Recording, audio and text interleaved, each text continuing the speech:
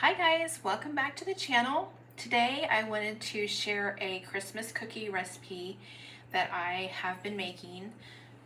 It's a low carb version of one that my sister and my mom make. It's called a snowflake cookie. It uses cream cheese, cinnamon, orange rind, and butter, flour, vanilla. I'm trying to think what else is in theirs. But since I'm doing a low carb version, I have tweaked a recipe that I found online and it actually turned out. So I'm making another batch of those. These are what mine look like. They don't look as pretty as my mom and sister because they use a cookie press to press theirs out. But this dough is so sticky, there's just no way you could do it in a cookie press. So I'll share the recipe down below. But I went ahead and made pretty much all of it just to avoid the sound of the mixer and things. But in this bowl right here, I've just finished creaming the cream cheese. And then I added an egg and the orange rind, the sugar, and some vanilla. So that's all combined and ready to put with the wet or with the dry ingredients, which are right here. In this bowl, I have almond flour, coconut flour, baking powder, cinnamon, salt, and that's it. So like I said, I'll share the recipe down below. Once you add your wet and dry ingredients together, you will chill the dough for an hour. So when these are ready to bake, I will come back and show you how I decorate them, and then we'll bake them in the oven. Hey guys, I'm back. It's been a couple hours. I let the dough stay in the refrigerator for just a little longer than an hour. No real reason for that. I just decided to do it that way. So I have them out on the cookie sheet. I just take a spoon and just spoon them out. They really don't spread that much. So I get them all on one.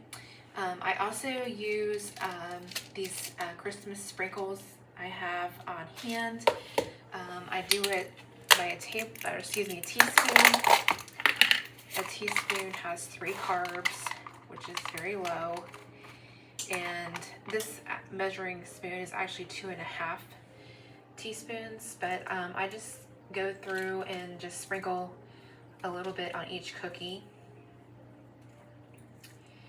The ones I showed you before, I actually put those in the mixture before I baked them.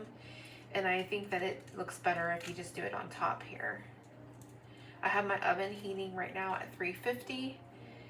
It says to bake these for 15 minutes and then let them cool for at least 15 minutes before you eat them, but I don't plan on doing that. So I'll let them cool and then I'll store them in an airtight container.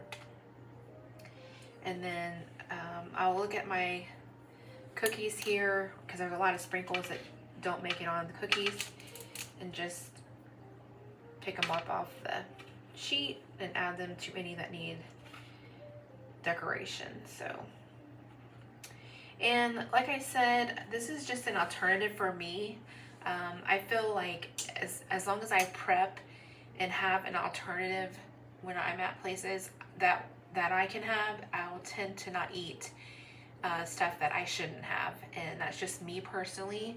So I prep ahead of time, and that way if I have something, I know I'll be fine. And I'll do this for sweets, I'll do it for side dishes. It just really helps. I know in the low carb keto community, they tell you that prep is everything. And I don't think that just refers to like prepping your meals for a week. To me, it includes being in situations that could cause you to eat something that is, something you shouldn't eat, which is not a problem. But you don't want to be in that situation every time, and every time you have to choose to not eat the way you're trying to. So for me, if I'm prepping ahead of time, so when I get in that situation, there's no temptation for me. I have alternatives. I'm not missing out. And I feel for my success, that's the best thing for me. So it may be a lot of planning and preparation ahead, of an event or a meeting or a gathering, but to me it's worth it, and that's where I find that I've had the best success. So I'm gonna pop these in the oven, and when they're done I will show you what they look like. Okay, I'm back. So the cookies are finished. I ended up having to turn the tray after 15 minutes and do an additional 3 minutes because some of the cookies in the back were getting a little bit brown, more brown than the front, so I switched it around.